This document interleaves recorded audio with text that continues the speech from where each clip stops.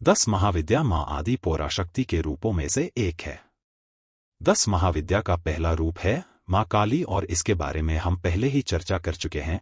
आप इस वीडियो को देखने के बाद आई बटन पर क्लिक करके उस वीडियो को देख सकते हैं।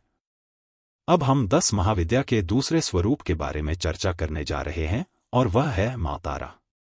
अगर हम मां तारा के स्वरूप के बारे में बात करना चाहें तो यह इतना आसान नहीं होगा, क्योंकि मां तारा दूसरी महाविद्या के रूप में क्यों प्रकट होती है, इसकी व्याख्या करने वाली एक भी निश्चित कहानी नहीं है। हिंदू धर्म अक्सर कई दृष्टिकोण प्रस्तुत करता है और मां तारा की मूल कहानी उसे दर्शाती है। एक लोकप्रिय किंवदंती में मां तारा को भगवान शिव की मदद करने के लिए दुर्गा के रूप में उभरने का वर्णन किया गया है। जब शिव ने समुद्र मंथन के दौरान निकला विष हलाहल पी लिया तो वे बेहोश हो गए। मां तारा, जिसे एक पालन पोषण करने वाली मां के रूप में दर्शाया गया है, ने दूध के साथ जहर के प्रभाव का प्रतिकार करते हुए शिव को स्तनपान कराया। करुणा और सुरक्षा का यह कार्य काली की परिवर्तनकारी शक्ति के बाद दूसरी महाविद्या के रूप में उनकी भूमिका के अनुरूप है। एक अन्य दृष्टिकोण शून्य अधिक प्रतीकात्मक व्याख्या का सुझाव देता है। मां तारा पोषण और सृजन की अवधारणा का प्रतीक है, जो काली द्वारा प्रस्तुत प्रारंभिक रचनात्मक विनाश का अनुसरण करता है।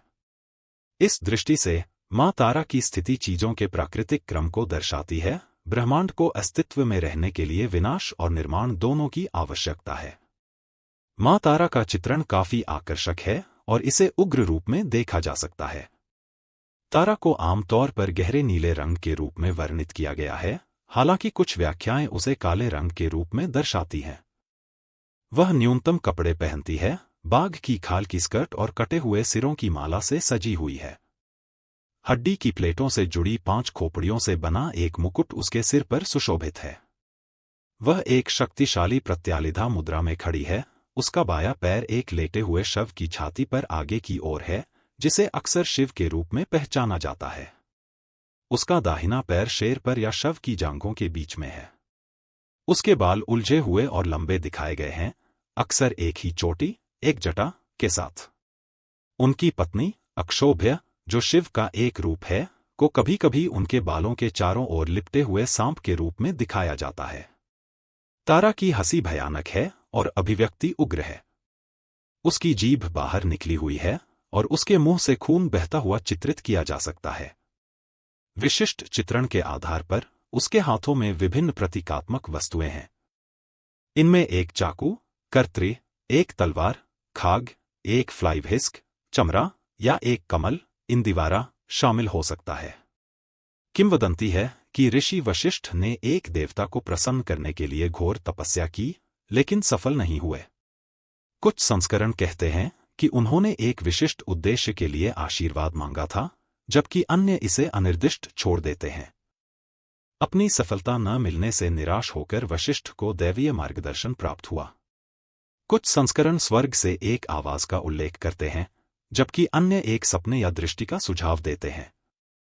मार्गदर्शन ने वशिष्ठ को मदद के लिए बुद्ध से संपर्क करने का निर्देश दिया, जिन्हें हिंदू धर्म के कुछ स्कूलों में विष्णु का अवतार माना जाता है। बुद्ध और तारा के बीच यह संबंध आश्चर्यजनक हो सकता है, लेकिन यह हिंदू धर्म में परमात्मा के अंतर संबंध को उजागर करता है।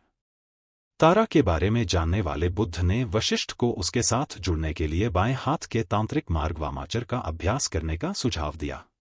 इस मार्ग को अक्सर अपरंपरागत के रूप में देखा जाता है और इसके लिए एक सक्षम शिक्षक की आवश्यकता होती है।